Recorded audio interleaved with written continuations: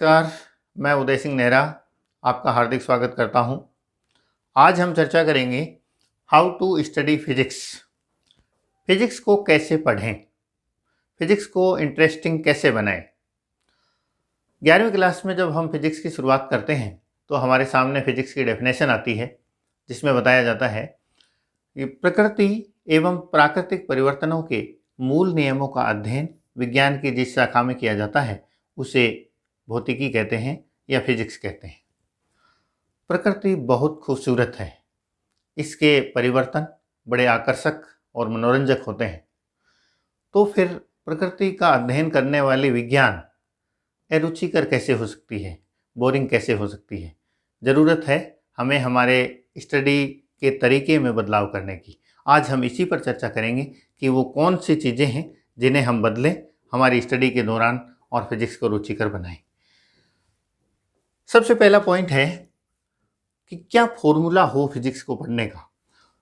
Physics को पढ़ने के लिए सबसे प्रैक्टिकल और सबसे आकर्षक जो फॉर्मूला है वो है wear formula. Wear, WEAR। Wear का मतलब होता है पहनना या धारण करना। तो फिजिक्स के नॉलेज को हम कैसे धारण करें, देखते हैं। जो पहला वर्ड है, पहला लेटर जो है W मीन्स होता है राइट। जो भी टॉपिक हम पढ़ रहे हैं, सबसे पहले एक पीस ऑफ पेपर लें और उस टॉपिक से संबंधित जो भी हमारा पहले का नॉलेज है उसको उस पेपर पर नोट करें शॉर्ट में। उसके बाद हमारी टेक्स्ट बुक्स पे जाएं और जो कमी रह गई या जो चीज़ उसमें हम ऐड कर सकते हैं उस सबको एक शॉर्ट फॉर्म में कंप्लीटली उस पेपर पे लिख लें। अच्छे से उसे स्टडी करें और अपने माइंड में सेट करें। जब हम संतुष्ट हो जाएं कि हाँ उस टॉपिक को हमने बहुत अच्छे से पढ़ लिया है, तो फिर दूसरी स्टेप क्या है, ई फॉर एक्सप्लेन। जब आपकी अच्छी पकड़ उस टॉपिक पे हो गई है तो सबसे बढ़िया काम ये है कि अपने 2, 3, 4 फ्रेंड्स का एक ग्रुप, फ्रेंड्स टाइम पास करने वाले फ्रेंड्स नहीं, सीरियस फ्रेंड्स जो पढ़ाई में विश्वास रखते हैं, जो पॉजिटिव थिंकिंग रखते हैं, जो मोटिवेटेड रहते हैं, उनके एक ग्रुप के सामने आपने इस टॉपिक को एक्सप्लेन करिए। बहुत अच्छा रहेगा यदि आपके पास कोई ब्लैक बोर्ड की व्यवस्था हो, वरना कॉपी पर उनको बैठाकर और उससे एक्सप्लेन कीजिए। बड़ा मज़ा आपको आएगा और वहाँ से 2 बातें निकल कर आएंगी। या तो आप उससे बहुत अच्छे से एक्सप्लेन कर पाएंगे, अपने फ्रेंड्स हैं वो पूरी तरह से संतुष्ट होंगे और आप भी पूरी तरह से संतुष्ट होगी कि आपने बड़े अच्छे से उसे एक्सप्लेन किया है। वरना आपको वो पॉइंट पता चलेंगे, हमें खुद तुरंत पता चल जाता है कि हाँ मैं थोड़ा कमज़ोर हूँ, तो वो पॉइंट आपको पता चलेंगे कि कहाँ दिक्कत है। तो एक्सप्लेन से अगला क्या करना है फिर, एनालाइज कीजिए कि कहाँ और सुधार की ज़रूरत है, क्या क्या कमियां रहेगी। ये एनालाइज करने के बाद जाइए आर पर। आर का मतलब है रिविजिट कीजिए आपके वो जो नोट्स, आपका वो शॉर्ट हैंड का पेपर और अपनी टेक्स्ट बुक, उसमें रिविजिट करिए और जो आपके वीक पॉइंट्स हैं उनको स्ट्रॉन्ग करिए, उनको बार बार और अच्छे से तैयार करके अपने कॉन्सेप्ट को बढ़िया तरीके से मजबूत करिए। उसके बाद वापस इस पे आइए, जो कुछ कमी रह गई उन पॉइंट को और ऐड करिए, एनहेंस करिए। और उसके बाद बहुत अच्छा रहेगा यदि आपके 1-2 फ्रेंड्स का पहले वाले से अलग 1-2 फ्रेंड्स और हों, उनको आप दोबारा एक्सप्लेन करें। अब की बार आपको कई गुना ज़्यादा इंटरेस्ट आएगा, मज़ा आएगा और आपको खुद को ये पता चलेगा कि मेरा ये टॉपिक कितना अच्छे से तैयार हो गया है। फिर एनालाइज कीजिए और फिर देखिए वो टॉपिक, उसकी लाइफ वैलिडिटी होगी, आपके वो हमेशा याद रहेगा और आप दोबारा किसी को एक्सप्लेन करेंगे तो उस टॉपिक को आप बड़ा एंजॉय करेंगे। फिजिक्स में किसी भी टॉपिक के कंपोजिशन यानी संगठन के लिए मैं उसे 4 भागों में बांटता हूँ। कोई भी फिजिक्स का टॉपिक है उसके अंदर होता है कॉन्सेप्ट, उसके अंदर होता है कोई फॉर्मूला,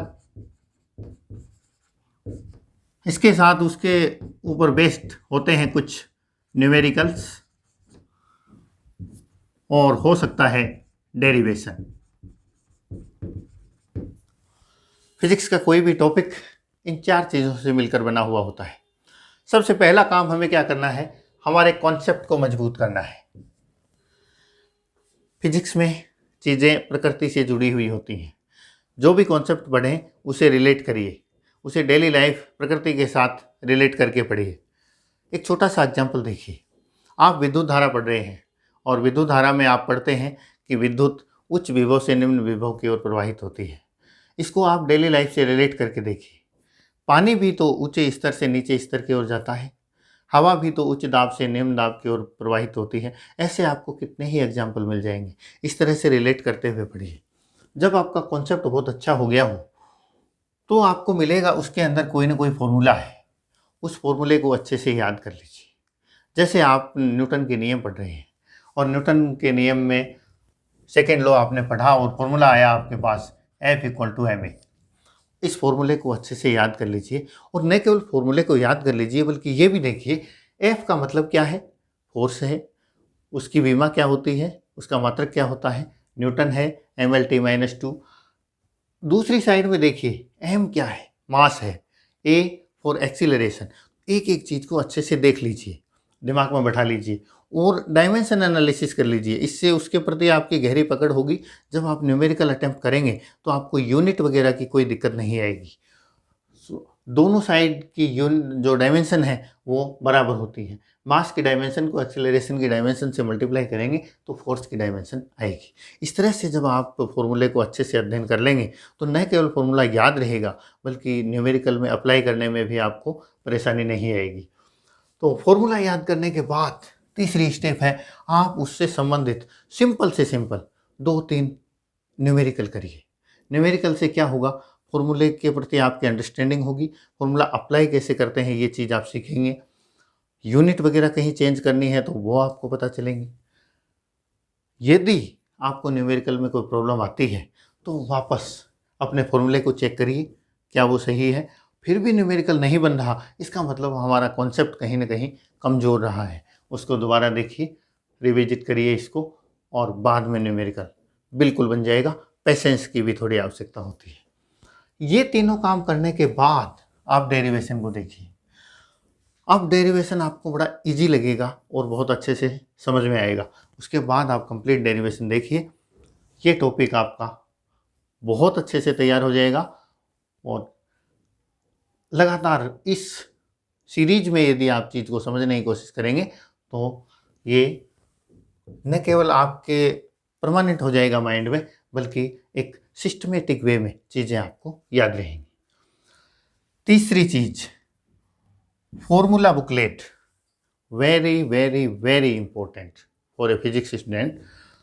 आज ही ये काम कर लेना है आपको कि आपके पास एक पॉकेट डायरी या डेली डायरी टाइप की कोई बुक लीजिए, कॉपी नोटबुक लीजिए और उसमें जो भी फॉर्मूला आपके सामने आए उनको नोट करते चलिए और अच्छे से समझते हुए, उसके अंदर जो भी सिंबल हैं उनको अच्छे से समझते हुए, उनकी यूनिट और डायमेंशन को समझते हुए वो फॉर्मूले नोट कर लीजिए। जो भी फिजिक्स में बहुत ज़्यादा फॉर्मूले नहीं हैं, बहुत लंबा चौड़ा काम नहीं है, चंद फॉर्मूले हैं। जब आपके पास फॉर्मूला बुकलेट होगी, जब भी आपको टाइम मिले आप उस फॉर्मूला बुकलेट को विजिट करें, उसको स्टडी करें, उन फॉर्मूलाज को दोहराएं। फॉर्मूला जब कंफर्म हो जाएंगे तो आपको न्यूमेरिकल्स में दिक्कत नहीं आएगी। न्यूमेरिकल मजबूत होंगे, कॉन्सेप्ट अपने आप ही मजबूत होगा। So this is very important point. Formula booklet के बाद अगली चीज़ आती है मैथमेटिक्स। कहते हैं mathematics is the language of physics. जब कोई सब्जेक्ट हमें सीखना है तो उसकी भाषा हमें अच्छे से आनी चाहिए और मैथ जो है वो फिजिक्स की भाषा है। मैं ये नहीं कहता कि फिजिक्स सीखने के लिए आदमी को गणितज्ञ होना जरूरी है, लेकिन कुछ ऐसे बेसिक चीज़ें हैं, बेसिक मैथमेटिक्स है जो फिजिक्स सीखने के लिए आपको आवश्यक रूप से आना चाहिए और उसमें भी स्मार्टनेस के साथ, ताकि आप चीज़ों को बड़ा जल्दी कर सकें। कंपटीशन है, टाइमिंग का कमाल सबसे ज़्यादा है। जितने कम समय में आप करेंगे उतने ज़्यादा कामयाब रहेंगे। तो मैथ में कुछ ऐसे रीजन हैं, कुछ ऐसी ब्रांचेज हैं, कुछ ऐसे टॉपिक्स हैं जो आपको बहुत अच्छे से आने चाहिए फिजिक्स में अच्छा होने के लिए। कौन कौन से टॉपिक हैं मुख्य रूप से उनकी हम चर्चा कर लेते हैं। सबसे पहले बात करें कैलकुलस। कैलकुलस बहुत अच्छा होना चाहिए आपको फिजिक्स आने के लिए। इसके अलावा आपको बहुत अच्छी एलजेब्रा आनी चाहिए। आपको ट्रिग्नोमेट्री का बहुत अच्छा नॉलेज होना चाहिए। आपको ज्योमेट्री आनी चाहिए। इन चीज़ों में आपको बहुत अच्छा होना चाहिए, स्मार्ट होना चाहिए। कैलकुलस से बात करें तो कैलकुलस में दो प्रकार की कैलकुलस आती हैं, डिफरेंशियल कैलकुलस और इंटीग्रल कैलकुलस। आपको अवकलन बहुत अच्छे से आना चाहिए। ज़रूरी नहीं है कि आप फिजिक्स में बीएससी लेवल का सारा कैलकुलस, इसके लिए सारा डिफरेंशियल कैलकुलस को अच्छे से स्टडी करें। यदि आपके पास इतना टाइम नहीं है तो बेसिक कैलकुलस, डिफरेंशियल के बेसिक फॉर्मूले आपको अच्छे से आने चाहिए और इतने अच्छे से आने चाहिए कि उसमें आपको टाइम ना लगे। इंटीग्रल आपको आने चाहिए, बढ़िया तरीके से बहुत काम आते हैं फिजिक्स में जगह जगह। अलजेब्रा, बीजगणित, बीजगणित ये जो फॉर्मूले हैं, जो सर्वसमीकाएँ हैं, वो बहुत अच्छे से स्मार्टली यूज करने आनी चाहिए। इससे हमारी फिजिक्स बड़ी अच्छी होगी। ट्रिग्नोमेट्री, त्रिकोणमिति का बड़ा रोल रहता है फिजिक्स में हर जगह। Sine theta, cos theta, tan theta या जो त्रिकोणमितीय फलन है उनके रूप में अपने को फॉर्मूले मिलते हैं, तो वो ये पोर्शन हमारा अच्छा होना चाहिए। ज्योमेट्री की समझ भी हमारी बहुत अच्छी होनी चाहिए। जगह जगह हमें सिमेट्री में और फिजिक्स के अलग अलग टॉपिक में इसकी आवश्यकता पड़ती है। तो ये चीज़ें यानी मैथमेटिक्स का बेसिक नॉलेज और स्मार्ट नॉलेज फिजिक्स में हमारी मदद करेगा। मैथमेटिक्स के बाद अपना अगला पॉइंट है चंक्स। चंक्स का मतलब होता है किसी चीज़ को छोटे छोटे टुकड़ों में विभाजित करना, पार्ट्स में डिवाइड करना। हमारा जो स्टडी टाइम है वो पार्ट्स में, सेशंस में डिवाइड होना चाहिए। ऐसा क्यों है? इसके पीछे एक बहुत बड़ा लॉजिक है। जब भी हम पढ़ना शुरू करते हैं तो शुरू में हमारे माइंड की ग्रहण शक्ति बहुत ज़्यादा होती है, इसलिए हमारी पढ़ने की एफिशिएंसी बहुत अच्छी होती है और ये टाइम के साथ डिक्रीज होती है। और इसमें इस तरह का प्यारा रिश्ता है, जब हम पढ़ना शुरू करते हैं शुरू में एफिशिएंसी बहुत होती है और एक समय के बाद ये बड़ी तेज़ी से डाउन हो जाती है। ये जो टाइम पीरियड है ये पर्सन टू पर्सन वेरी करता है, थोड़ा अलग होता है सबके लिए, लेकिन सामान्यतः 25 से 30 मिनट बाद इस तरह की गिरावट आती है। तो स्मार्ट स्टडी करने के लिए हमें क्या करना चाहिए? अपने स्टडी टाइम को सेशंस में डिवाइड करिए। लगभग आधे घंटे के बाद आप 5-10 मिनट का ब्रेक लीजिए। इससे क्या होगा, आपका दिमाग तरोताज़ा होगा और वापस आपकी एफिशिएंसी उस लेवल पर आ जाएगी। दिमाग की फ्रेशनेस बहुत ज़रूरी है। उस 5-10 मिनट आप टहल सकते हैं, थोड़ा पानी पी सकते हैं, कुछ माइंड को फ्रेश करने वाले या एनर्जी देने वाले कोई फ्रूट खा सकते हैं। कहने का मतलब ये है कि माइंड में ताजगी ज़रूरी है, वरना होगा ये कि आप 4 घंटे लगातार पढ़ रहे हैं तो आपकी एफिशिएंसी तो पहले आधे घंटे ही आती है। 4 घंटे में काम सिर्फ इतना हो पाता है जो आप 1.5 घंटे में कर लेते यदि स्मार्टली पढ़ते तो। नेक्स्ट पॉइंट है डेडिकेटेड स्टडी एरिया। ये बहुत इंपॉर्टेंट रोल निभाता है। हम जहाँ पढ़ रहे हैं, हमारा जो स्टडी एरिया है वो ऐसा होना चाहिए जहाँ यदि आपके पास कोई रूम पार्टनर है तो वो बहुत ही डेडिकेटेड, पॉजिटिव माइंडेड और आपके पढ़ाई में बाधक बनने वाले ना हों बल्कि सपोर्टिंग हों। साथ ही आपके आसपास का जो माहौल है वो डिस्ट्रैक्ट करने वाला ना हो। आप सब्जेक्ट के या कुछ इस तरह के कुछ अच्छे कोटेशन या कुछ अच्छी बुक्स ऐसी रख सकते हैं जो पढ़ाई के प्रति आपको अट्रैक्ट करती हो। आप अपने टारगेट को माइंड में रख सकते हैं। आप अपने टारगेट से संबंधित कुछ अच्छे कोट दीवार पे लगा सकते हैं। कहने का मतलब ये है कि आपका जो स्टडी रूम है वो एक माहौल क्रिएट करने वाला हो। नेक्स्ट पॉइंट है एक्टिव अटेंडेंस। बहुत ही की पॉइंट है। यहाँ 2 तरह की स्थितियाँ हो सकती हैं। आप स्कूल या कॉलेज के स्टूडेंट हो सकते हैं, रेगुलर स्टूडेंट हो सकते हैं, या आप कंपटीशन की तैयारी कर रहे होते हैं। तो हो सकता है आपने कोई क्लास ज्वाइन की हो, ऑफलाइन या ऑनलाइन। क्लास में जब भी आप पढ़ें, जितनी देर की आपकी क्लास है उसमें आपकी अटेंडेंस है वो बड़ी एक्टिव होनी चाहिए। कई बार होता ये है कि बहुत अच्छा पढ़ाने वाले टीचर भी अच्छा नहीं पढ़ा पाते। कारण क्या है कि स्टूडेंट कोई रिस्पॉन्स ही नहीं देते। इससे होता ये है, टीचर अच्छा पढ़ाते पढ़ाते भी लास्ट में उसे ऐसे लगने लगता है कि मेरा पढ़ाया हुआ पता नहीं समझ में आ रहा है या नहीं। मनुष्य को पॉजिटिव फीडबैक चाहिए, रिस्पॉन्स चाहिए, उससे उसकी तन्मयता, एकाग्रता और रुचि बनी रहती है। तो क्लास में जितनी देर बैठें, जो आप पढ़ें, भागीदार बनिए। टीचर की तरफ से वन वे ट्रैफिक मत चलने दीजिए। यदि आपको समझ में आ रहा है तो आप बड़े उत्साह से, बॉडी लैंग्वेज से रिस्पॉन्स कीजिए, yes yes I got it. यदि आपको कुछ समझ में नहीं आ रहा तो आप पूछिए, आप अपने पॉइंट उठाइए, आप अपनी आशंकाओं का समाधान करिए और क्लास के प्रति, क्लास में एक्टिवनेस आपकी झलकनी चाहिए। कहते हैं a good learner can learn from a bad teacher, but a bad learner can not learn from a good teacher. तो गुड लर्नर बनिए और इसके लिए एक्टिव लर्नर बनिए। क्लास में आपकी जितनी ज़्यादा भागीदारी होगी उतनी ज़्यादा एफिशिएंसी होगी आपकी क्लास में सीखने की। नोट की पॉइंट्स, ये भी बड़ा इम्पोर्टेंट पॉइंट है। क्लास के दौरान कई स्टूडेंट्स के साथ ये देखा जाता है, ब्रिलियंट स्टूडेंट होते हैं, वो भी पूरा फोकस उनका रहता है ब्लैक बोर्ड पे, ध्यान से सुनते हैं, चीज़ों को समझते हैं, लेकिन उनका कॉपी पेन बंद होता है या बैग से ही नहीं निकालते हैं। ये अच्छा गुण नहीं है। आपकी नोटबुक खुली होनी चाहिए, पेन आपका हरकत में होना चाहिए। मैं ये नहीं कहता कि जो टीचर बताता है वो पूरा ब्लैक बोर्ड की पूरी कॉपी आप कर लें, वो ज़रूरी नहीं है, लेकिन जो क्लास के की पॉइंट्स हैं उनको साथ साथ नोट करते रहिए। और क्लास के तुरंत बाद जब भी आपको टाइम मिले उसको एक बार रिवाइज कीजिए। उससे वो चीज़ की पिक्चर आपके माइंड में आ जाएगी और आपको ये भी पता चल जाएगा कि हाँ, ये चीज़ मेरे क्लास में उस समय उसके दौरान समझ नहीं आई, तो वो आप टेक्स्ट बुक से देख सकते हैं, दूसरे दिन क्लास में जाकर पूछ सकते हैं और उन नोट्स को थोड़ा एनहेंस कीजिए। उसके बाद क्या होगा कि जब आप रिवाइज भी करेंगे और उन पॉइंट्स को जब आप देखेंगे तो आपके सामने वो पूरी पिक्चर आ जाएगी और चीज़ें बहुत आसानी से रिकॉल होंगी। नेक्स्ट है don't skip steps in starting. ये बड़ी दिक्कत होती है। जो स्टार्टिंग लर्नर हैं वो इस पे ध्यान दें कि जब हम शुरू में, मान लो आप कोई टॉपिक पढ़ते हो, नया टॉपिक आप पढ़ते हो और उसका कॉन्सेप्ट आप समझ रहे हो, उस समय ओवर स्टडी ना करिए, ओवर स्टेप ना करिए, एक एक चीज़ को अच्छे से समझते हुए गहराई से पढ़िए।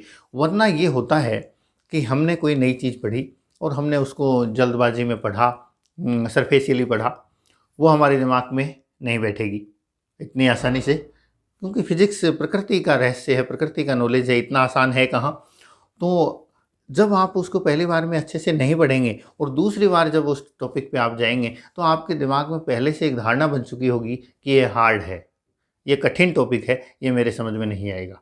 ऐसा मत होने दीजिए, वरना वो टॉपिक हमेशा के लिए आपके लिए हार्ड हो जाएगा। तो शुरू में जब आप पढ़ें, लाइन टू लाइन पढ़ें, वर्ड टू वर्ड पढ़ें, चीज़ों को रिलेट करें, दिमाग में उसकी पिक्चर बनाएं, उससे कुछ रिलेशन प्रकृति के साथ जोड़ें और उसको दिमाग में बैठा लें। जब वो आपके अच्छे से याद हो जाएगा, फिर आप जब दूसरी बार उसमें जाएंगे तो वो आपको अट्रैक्ट करेगा, वो आपको पढ़ा हुआ लगेगा, वो आपको अच्छा लगेगा। आपको पहले से दिमाग में ये होगा कि हाँ, this is a simple topic, I can do it. अगला टॉपिक, अगली जो बात है ये बहुत इंपॉर्टेंट है टेक्स्ट बुक पढ़ते समय। Highlight, underline and note the key points. Highlight, जब भी आप टेक्स्ट बुक्स में पढ़ रहे हैं, जो भी आपको अच्छी बातें लगें, जो कीवर्ड लगें, उनको हाईलाइट या अंडरलाइन कीजिए। जब आप कोई टॉपिक पढ़ रहे हैं तो उसको रिलेट करते हुए और जब चीज़ को समझते हैं तो आपके दिमाग में कुछ नए आइडिया अपीयर होते हैं, आपके दिमाग में एक पिक्चर बनती है जिसके साथ चीज़ें रिलेट होती हैं, जुड़ती हैं। वो जो अपीयरिंग जो थॉट्स हैं आपके माइंड में, उनको शॉर्ट में अपने बुक के उसी पन्ने पर नोट कर दीजिए, शॉर्ट में, ताकि आप उस वर्ड को देखते ही आपको बैकग्राउंड याद आ जाए। इससे सबसे बड़ा फ़ायदा ये होगा कि जब आप रिपीट करेंगे, जब आप रिवाइज़ करते हुए दोबारा वहाँ तक पहुँचेंगे तो वो पूरी की पूरा बैकग्राउंड आपके सामने होगा और चीज़ें इतनी ईज़िली रिकॉल होंगी। वो पहले वाला जो पूर्व ज्ञान है वो एकदम आपको रिकॉल हो जाएगा और टॉपिक इंटरेस्टिंग हो जाएगा अगला इसमें बिंदु है target the knowledge note the answer. Very important की पॉइंट फॉर फिजिक्स लर्नर। हम जब भी कोई चीज़ पढ़ रहे होते हैं, समझ रहे होते हैं, और साधारणतः जब न्यूमेरिकल हल कर रहे होते हैं, तो हमारा पूरा का पूरा टारगेट होता है आंसर। किसी भी तरीके से कैसे भी करके आंसर मिल जाए। और कई बार संयोगवश हमारा तरीका गलत होता है, फिर भी आंसर मिल जाता है, हम बड़े खुश होते हैं और उसके बाद उसकी तरफ पलट के भी नहीं देखते। फिजिक्स ऐसा सब्जेक्ट नहीं है। आंसर को टारगेट मत करिए, उसके पीछे की फिजिक्स क्या है, उसके पीछे का नॉलेज क्या है, उसको टारगेट करिए। आंसर आपका आने के बाद भी, मैं अक्सर ये कहता हूँ और हमने क्लास में ये प्रयोग करके देखा है, जब वह आपने न्यूमेरिकल किया और आपको आंसर प्राप्त हो गया, वहाँ आपका काम ख़त्म नहीं हुआ, बल्कि वहाँ से काम शुरू हुआ है। उस आंसर को रिलेट करिए, उसमें यदि परिस्थिति चेंज हो तो उसमें क्या चेंज हो सकता है, उसके पीछे के क्या और क्यों को ढूंढिए। ऐसा क्यों हुआ और क्या चेंज होंगे तो इस पे क्या इफ़ेक्ट पड़ेगा। क्यों, फिज़िक्स में कोई निर्धारित क्वेश्चन तो है नहीं। फिज़िक्स में तो थोड़ा सा चेंज करते ही क्वेश्चन की लैंग्वेज बदल जाती है और पूरी तरह से क्वेश्चन ही चेंज हो जाता है। तो जब भी आप पढ़ें, जो भी आप कॉन्सेप्ट सीखें या न्यूमेरिकल करें, तो केवल आंसर को टारगेट मत करिए, उसके पीछे की कंप्लीट नॉलेज को टारगेट करिए, उस कॉन्सेप्ट को अच्छे से समझने की कोशिश करिए। न्यूमेरिकल आपका हो गया तो उसके पीछे के कॉन्सेप्ट में फिर से जाइए और ये देखिए कि यदि ऐसा ना होता तो क्या हो जाता, यदि थोड़ा सा इसके अंदर ये चेंज होता, यदि रीजन चेंज हो जाता, ये वैल्यू चेंज होती तो, या यदि ये दूसरे फैक्टर पे डिपेंड करता तो क्या चीज़ होती। इस तरह से फिजिक्स के जो नॉलेज है वो उसमें डेप्थ आपकी बढ़ेगी, ज़्यादा रुचि उत्पन्न होगी और समस्याएं कम आएंगी। नेक्स्ट पॉइंट है NCERT is basic and beautiful. यदि आप शुरुआत कर रहे हैं फिजिक्स की, या आप कंपटीशन की शुरुआत कर रहे हैं, काफ़ी दिन हो गए आपको पढ़े हुए, तो NCERT सबसे अच्छी किताब है। और इससे भी अच्छा होगा यदि आपको राजस्थान बोर्ड में चलने वाली पुरानी किताबें आपके पास हों। जितनी पुरानी बुक्स थी उनको उतना ही वो इजी लैंग्वेज में थी। अब NCERT है, शुरू में आपको टफ लगेगी, लेकिन NCERT भी बहुत शानदार, बड़ी ब्यूटीफुल बुक है। कॉन्सेप्ट को बहुत अच्छे से, बड़ा गहराई से, बहुत अच्छे से समझाया गया है। तो NCERT से शुरुआत करिए और उसके प्रत्येक कॉन्सेप्ट को समझते हुए चलिए। सबसे पहला काम आपको, चाहे आप कितनी भी बड़ी एग्जाम की फिजिक्स में तैयारी कर रहे हैं, शुरुआत आप NCERT से करें। और लास्ट पॉइंट है no notes only textbook. ये गलती बहुत सारे स्टूडेंट तो करते ही हैं, साथ में कंपटीशन एग्जाम की तैयारी करने वाले लोग भी करते हैं। जब वो कंपटीशन एग्जाम की तैयारी करते हैं तो जिस भी टॉपिक के जहाँ से भी नोट्स मिलते हैं वो नोट्स को उठा लाते हैं और नोट्स का एक पूरा जखीरा हो जाता है। जब नोट्स से तैयारी करते हैं तो तैयारी बिल्कुल ही अव्यवस्थित हो जाती है। एक बात देखिए, नोट्स से नुकसान क्यों होता है। नोट्स किसी इंडिविजुअल ने बनाए हैं, उसका खुद की विचारधारा है, उसका खुद का IQ है, उसका खुद का स्टैंडर्ड है। वो नोट्स उसके लिए बहुत अच्छे हैं, उसके बनाए हुए हैं, उसको तो समझ में आएंगे, लेकिन आपके लिए वो कैसे बेनिफिशियल हो सकते हैं किसी दूसरे के बनाए हुए। आपका अलग नॉलेज का लेवल है, आपका IQ अलग है, आपका स्टैंडर्ड अलग है, तो नोट्स से कितना फ़ायदा होगा। ध्यान रखिए, नोट्स केवल डिग्री दे सकते हैं लेकिन नौकरी नहीं दे सकते। नोट्स पढ़कर आप परीक्षाएं पास कर सकते हैं, UG लेवल की या स्कूल लेवल की, लेकिन कंपटीशन फाइट नहीं कर सकते। कंपटीशन के लिए आप टेक्स्ट बुक्स में जाइए। टेक्स्ट बुक्स में ओरिजिनल नॉलेज है, स्टेप टू स्टेप है, इंटर रिलेटेड है, चीज़ें जुड़ी हुई हैं, ईजी टू कॉम्प्लेक्स है। दूसरा सबसे बड़ा फ़ायदा क्या होगा कि उनमें जब आप पढ़ेंगे तो आपकी तैयारी सिस्टमेटिक होगी, उनमें उनका नॉलेज भी स्थायी होगा। यदि आप उसमें पढ़ते हैं और अंडरलाइन करते हुए जाते हैं, आपके थॉट हैं वो, उनको आप उसमें नोट करते हैं, जब आप रिवाइज करेंगे तो आपके पास वापस जब वो पन्ना आएगा तो आपका पूरा ज्ञान पूरी तरह से रिकॉल हो जाएगा और आपकी तैयारी बड़ी सिस्टमेटिक चलेगी। और कन्फर्म मानिए, ये मेरा खुद का एक्सपीरियंस है, जब आपकी 2, 3, 4 रिवीजन हो जाती हैं तो टेक्स्ट बुक आप इसकी इतनी अच्छी दोस्त बन जाती हैं, आपके पन्ने याद हो जाते हैं कि ये जो कॉन्सेप्ट है ये उस पन्ने पे है, राइट वाले पे है या लेफ्ट वाले पे है।